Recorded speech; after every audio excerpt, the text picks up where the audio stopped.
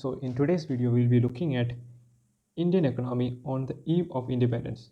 Okay, so from this chapter we'll be becoming familiar with the state of Indian economy in 1947, the year of India's independence. Okay, understand the factors that led to the underdevelopment and stagnation in the Indian economy. Okay, so here is a quote by Victor Alexander Bruce. He was a viceroy of British India in 1894. India is a pivot of our empire. If the empire loses any other part of its dominion, we can survive. But if we lose India, the sun of our empire will have set. Okay, because India was that much important for the British. Okay, so so the structure of India's present economy is not just of current making. It was not a current system. It has a lot of history behind it. Okay, particularly in the period when India was under the British rule, which lasted almost 2 centuries, 200 years. Okay, before India finally won its independence on 15th August 1947, the sole purpose of British colonial rule in India was to reduce the country to being a raw material. See, the British or the colonial masters thought that or considered India to be a cash cow, we can say. It was like they took raw materials, they took the cotton. The previous when we're looking into the history chapters in NCERT class 11, we will see the colonial masters took what they took cotton as raw material from us. They took our gold. All these things were taken from us. Okay, and in return they converted this cotton and they gave it back to us as products. Okay, they took our raw material at low prices, and in return they gave their own factory made products at higher prices. Okay, an understanding of the exploitative nature of this relationship is essential for any assessment of the kind and level of development which the Indian economy has been able to attain over the last 6.5 decades. Okay, then India was an independent economy before the advent of British rule. Okay, even before British came to India, there was Mughal Empire, there was Vijayanagara Empire. These were powerful kingdoms. Okay, so though the agriculture was, even then agriculture was a primary source of livelihood for most people. Yet the country's economy was characterized by various kinds of manufacturing activities. India is particularly well known for its handicraft industries in the fields of cotton and textiles. We were mainly famous for our textile industries. Okay, and also when we look at a history of Europe, there were a time when our products flooded the British market, and they had to issue certain laws to prevent it. Okay, the economic policies pursued by the colonial government in India were concerned more with the protection and promotion of the economic interest of their home country. Okay, such policies brought about a fundamental change in the structure of the Indian economy, transforming the country into a supplier of raw material. As I said to you earlier, it was turned our country into a supplier of raw material and consumer of finished industrial products for Britain.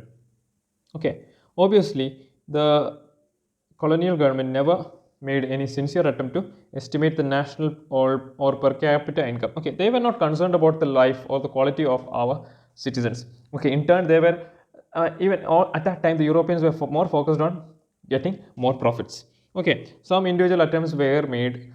We can say Dadabhai Naroji, William Digby, Shiraz. But when we look into the proper estimation, we have it was Rao, whose estimates during the colonial period was considered very significant. However, most studies find that the country's growth of aggregate real output during the first half of the 20th century was less than the 2%, coupled with a meager 0.5% of the growth of per capita.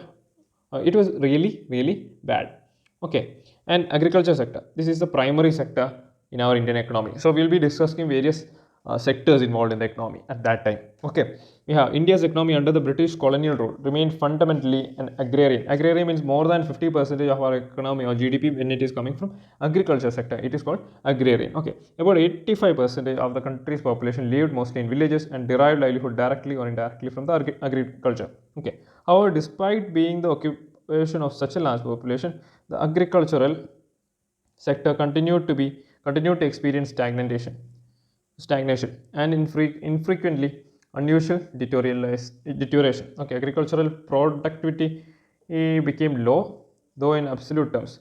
The sector experienced some growth due to the expansion of the aggregate area under cultivation. Okay, there were no proper policies that were implemented during the colonial time uh, to ensure proper productivity of the land was there. Okay, and the causes were mainly due to the various systems of land settlement that were introduced by the colonial government, particularly under the zamindari system. In the zamindari system, what happened? The zamindars they were mainly focused on collecting the revenue, rather than they never considered or they never thought about how whether the workers or peasants were making any profits. Okay, they only wanted to get how much ever the revenue they were asked to collect. Okay, that was their primary concern. Okay, the zamindars was only interest was collect regardless of the economic conditions of the cultivators. Okay, to a great extent, the terms of revenue settlement were also responsible for the zamindars adopting such an attitude. Okay, dates for depositing specified sums of the revenue were fixed. Okay, even on the side of zamindars, there were particular dates in which certain amount of money had to be deposited. Okay, when the Britishers created the laws, they fixed a certain amount for a certain plot of area. Okay, certain plot, it was like 100 rupees should be given on the 10th of every month. Okay, and the zamindars would come to collect it. But the thing was that even though the productivity was low, the peasants had to pay the money. Often they would run away from the area, and if they failed to pay the money, and if the zamindars couldn't get the money, zamindars' land would be confiscated by who? The colonial lords, okay, or the Europeans. There was, of course, some evidence of the relatively high yield of cash crops in certain areas, country due to the commercialization of agriculture. In some areas, cash crops were also grown, but it could hardly help the farmers in improving their economic conditions. Instead of producing food crops, see, the people were suffering, but the focus of the British were in producing cash crops, which could be ultimately used for British industries back home.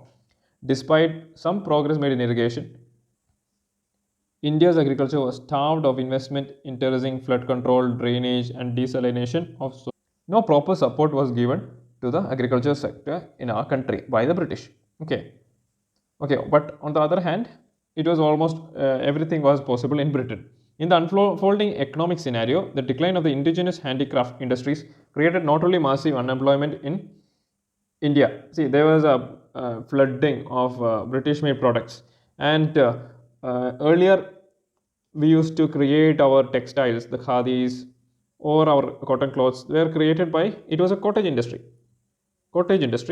in which the common people were employed. They were employed in small areas or small rooms and small buildings, and they will create the shirts or dhotis or what we can say, the salwar kameez. All these things were done by common people, and large number of our Indians were employed in this. Then what happened? The factories came. In the British area, and what happened? They began to flood cheap quality or cheap priced dresses or clothes into the Indian market. Okay, so this created what? The job loss for common Indians. Okay, during the second half of the 19th century, modern industry began to take root in India, but its slow progress. The progress was very slow. This development was confined to the setting up of cotton and jute textile industries. First, what came? The cotton and the jute textile mills. The cotton textile mills, mainly dominated by the Indians, were located in the western parts of the country, namely where Maharashtra and Gujarat. Okay, while when we look at jute, we can see Bangladesh is the highest producer of jute. You know why? Because during the colonial time, jute mills were dominated by the foreigners, were mainly concentrated on the Bengal region. That time, Bengal was a very huge province, and the British divided it. Okay, British divided Bengal province for administrative purposes. That was their point of view. Okay, then we can see in the beginning of the 20th century, the Tata Iron and Steel Company (TISCO) was incorporated in 1907. A few other industries in the field of sugar, cement, paper, etc. However, there was hardly any capital goods industry. Okay, to help promote further industrialization in India. Capital goods industry means what? Which can produce machine tools, which are in turn used for producing articles for current consumption. Okay, there was no proper industrialization that had begun in our country. There was no substitute to the near wholesale displacement of the country's traditional hands. See, traditional handicraft industry was displaced, and there was no substitute for that. Only what the British-made products that flooded the market. Furthermore, the growth rate of the new industrial sector, its contribution to the GDP or gross value added, remained very small. Okay, only in certain parts of our country, we can see pockets of new industries coming up, and the contribution from them to the GDP was very negligible. Okay, and we can see uh, another significant drawback of the new industrial sector was that a very limited area of operation for the public sector. This sector remained confined only to the railways. Railways was the only public sector undertaking. Then power generation was there, communication was there, ports and some other departmental undertakings were under the public sector. But mainly the industries were limited to the private sector. Okay, now we will look at the foreign trade. India has been an important trading nation since the ancient times. We were doing, during the Gupta ages, we were doing trades with the Romans. In Vijayanagara, we were doing trades with the Portuguese. Okay, with the Portuguese. So, and the Mughals were exporting spices via the Arabs. Okay, all these things were happening in the ancient times. Okay, but the restrictive policies of the commodity production, trade and tariff pursued by the colonial government, that is the British government, adversely affected the structure, composition, and the volume of India's foreign trade. Consequently, India became a exporter of primary products such as silk, cotton, wool. We were actually exporting raw materials and an importer of finished consumer goods like cotton, silk, woolen clothes, as I said in the beginning of the chapter. Okay, and when we look at the British policy of colonizing India, there was also a sense of it is given in the NCERTs also.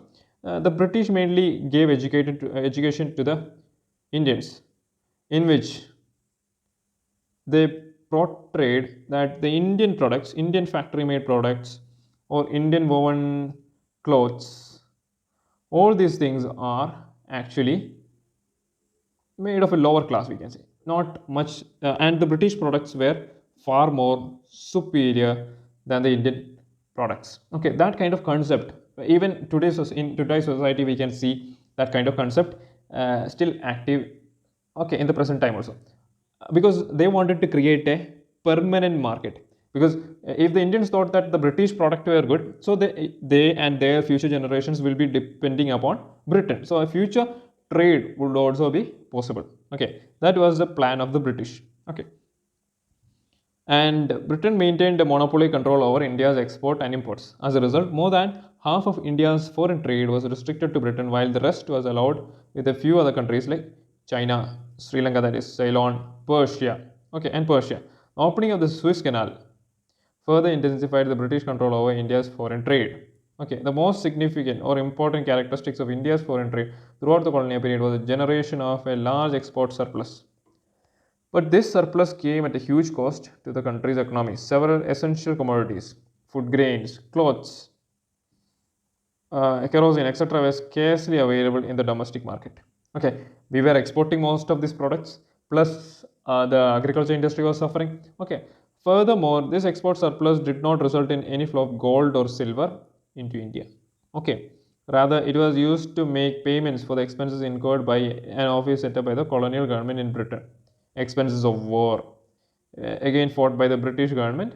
We were actually making money, and it was given to fund the British wars. Okay, Britain's external wars. Okay, and all this led to the drain of Indian wealth. In the previous video about the history in NCERT chapter 11, class 11, I have told you about the wealth of our country. Okay, in the ancient times.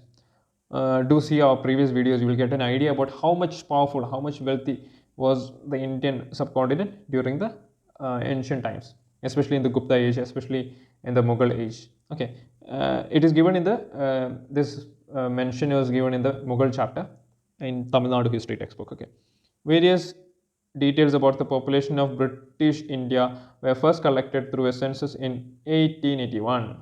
Okay, through suffering from certain limitations. Though suffering from certain limitations, it revealed the unevenness of India's population growth. The population growth was very uneven.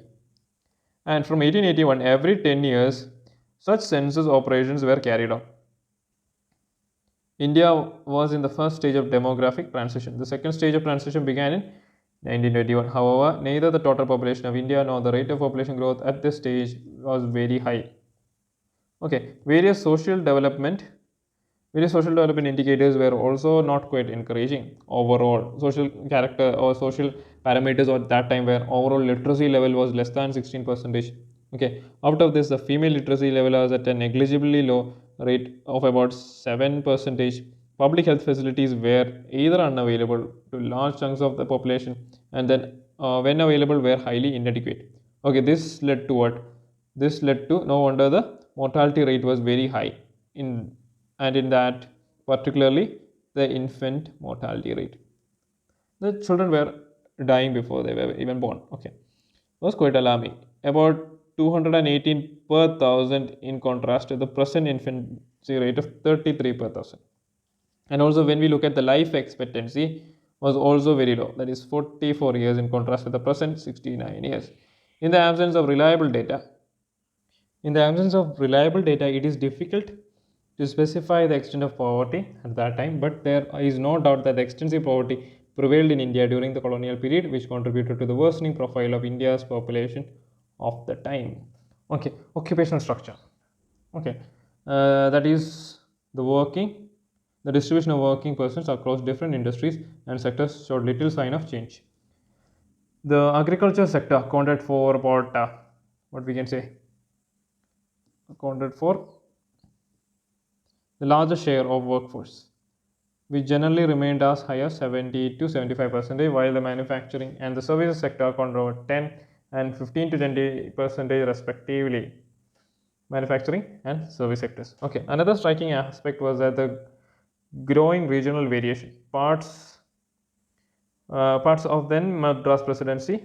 Okay, that was we have Tamil Nadu, present day Tamil Nadu, Andhra Pradesh, Kerala, Karnataka. Okay, it was like entire South India. Okay, Bengal, Bombay, that is another presidency witnessed a decline in the dependence of the workforce on the agricultural sector. Okay, with a commensurate increase in the because the manufacturing industry and the services sectors were increasing, and in the south and other major presidencies we can see what the workforce in the agriculture was decreasing. But in Punjab, Rajasthan and Orissa we can see it never changed actually much. Okay, however, real motive behind this development was not to provide basic amenities to the people but to subserve various colonial interests. Okay, roads constructed in India prior to the advent of the British rule were not fit for modern transport.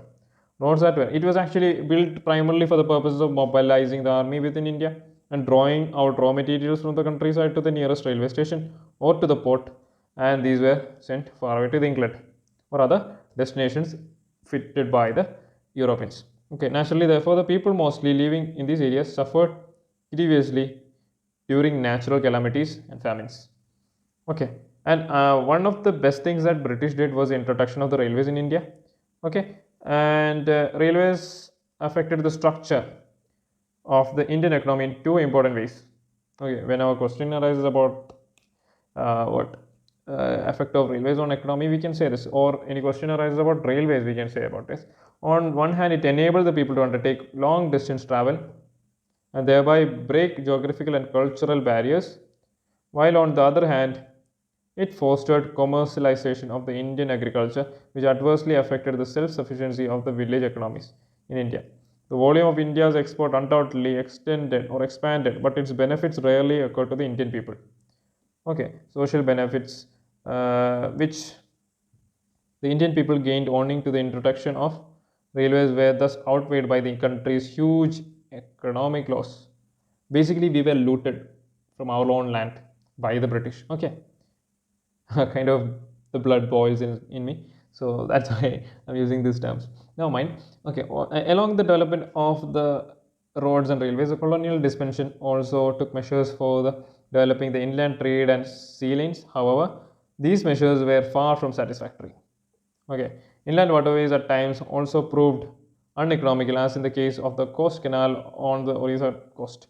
Though the canal was built at a huge cost to the government expenditure, yet it failed to compete with the railways. Okay, and had been ultimately abandoned. The introduction of the expensive system of electric telegraph in India similarly served the purpose of maintaining law and order. Then we have the postal services. On the other hand, despite useful public purpose, remained although inadequate. So, as a conclusion, we can say by the time India won its independence, the impact of the 2 century long British colonial rule was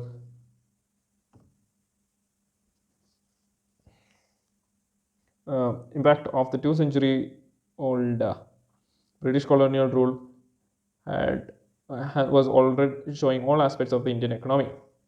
The agriculture sector was already settled, the surplus labor and extremely low productivity.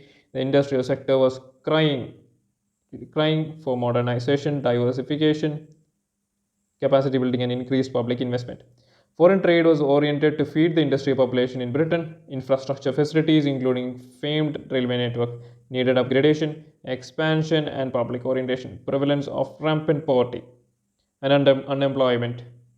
This is conclusion actually basically gives you the idea about what all things we learned. There was huge poverty, huge infrastructural development that was needed, and also we were suffering a great economic crisis. All our money was looted. In a nutshell, the social economic challenges before the country were enormous. It was huge. We were actually in a dying state, we can say. Okay, I hope today's lesson was productive, and we will see in the next chapter hopefully soon. And do subscribe, guys, and do subscribe and share the videos with your friends and those who are preparing for UPSC, so that they also may find it helpful, because I hardly find any videos related to the NCRTs, because NCRTs are some topics in NCRT are directly given in the syllabus. So that's why I'm doing this revision series for you people, and also for my benefits. Hopefully we will see in next time. Until then, God bless you all. Jai Hind.